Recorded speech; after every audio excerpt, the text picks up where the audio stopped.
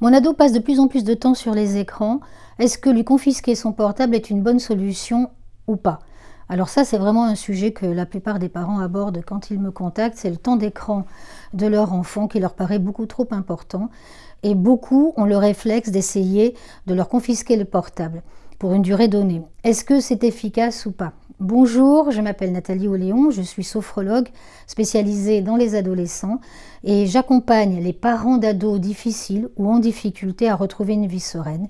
Parents épuisés ou parents complètement dépassés, je les aide à traverser cette phase palpitante mais éreintante qu'est l'adolescence. Je leur donne beaucoup de conseils, beaucoup d'outils pour arriver à retrouver une complicité et une relation épanouissante avec leur ado.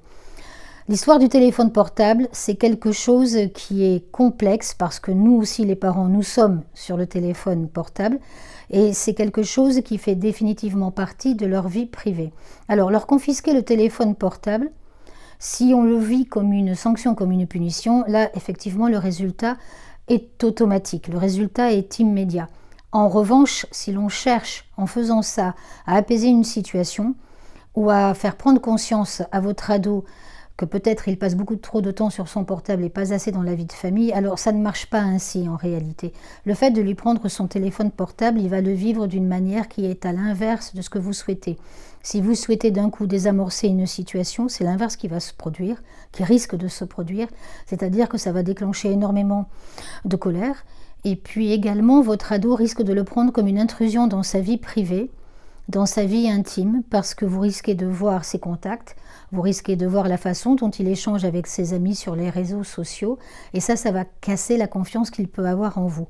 Imaginez simplement que ce soit l'inverse, que votre ado vous ait demandé de participer davantage à la vie de famille quand vous rentrez le soir du travail, et que finalement, lassé, il vous arrache votre téléphone portable pour une durée donnée. Comment le prenez-vous? Très mal. Forcément, ça ne peut pas déclencher de l'apaisement, ça déclenche inévitablement de la colère. Alors, comment faire autrement? La première chose, le premier conseil que je peux vous donner, c'est d'établir les règles avec lui.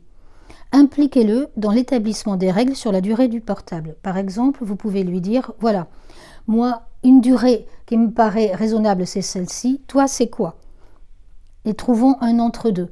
Puisqu'il va être partie prenante dans l'établissement de ces règles, que vous pouvez même écrire avec un marqueur sur des feuilles de papier, quelque part il va être coincé. C'est-à-dire qu'il va d'abord mieux les accepter, et puis surtout il va mieux les respecter.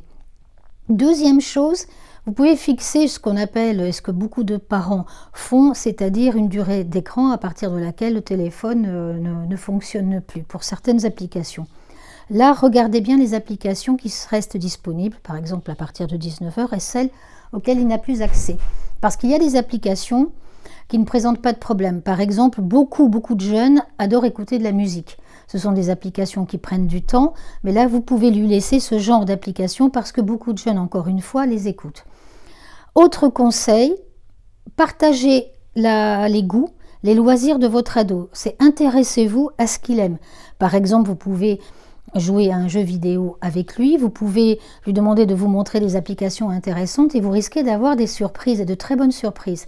Je pense par exemple à ma fille qui, l'an dernier, pendant un temps donné, jouait à distance avec son père aux échecs. Son père étant à 60 km, le soir ils avaient un rendez-vous à une heure donnée, ils se connectaient tous les deux et jouaient aux échecs ensemble. Ça c'est le top.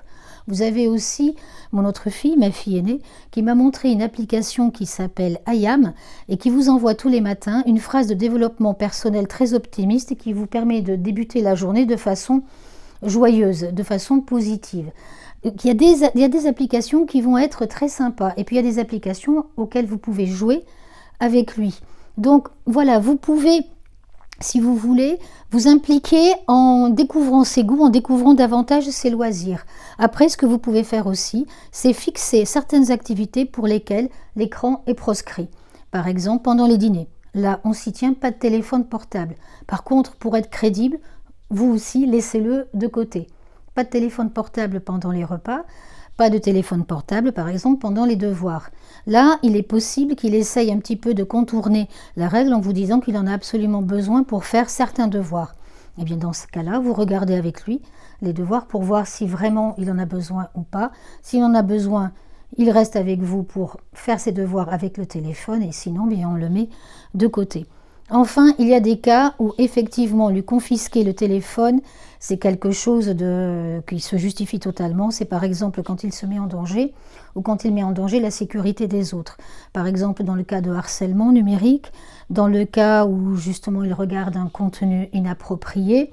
Dans ces cas-là, lui prendre le téléphone, mais encore une fois on dialogue.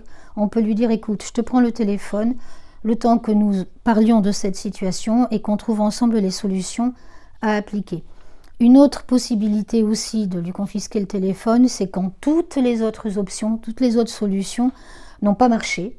Mais là aussi, vous lui dites, voilà, je te prends ton téléphone parce que jusqu'à présent, tout ce qu'on a pu essayer ne fonctionne pas. Donc, le temps qu'on trouve une solution ensemble, je te prends le téléphone pour une durée donnée et on verra ensuite ce que ça donne. Hormis ces cas-là, n'oubliez pas que le téléphone est pour lui vraiment le lien le plus important d'accès à ses amis. Et notamment pour un jeune qui s'isole beaucoup, n'oubliez pas que ce lien est véritablement important. Mais à chaque fois, encore une fois, on en parle avant, si on doit lui confisquer le téléphone, on en discute ensemble, on établit les règles ensemble. Si cette vidéo vous a été utile, n'hésitez pas à la liker, ça fait toujours plaisir, à partager et puis à commenter. Si vous aussi, vous avez déjà confisqué le téléphone de votre ado, eh bien écoutez, racontez-moi comment ça s'est passé. Je serai ravie d'en discuter avec vous et j'ai hâte de vous lire. Ciao, ciao!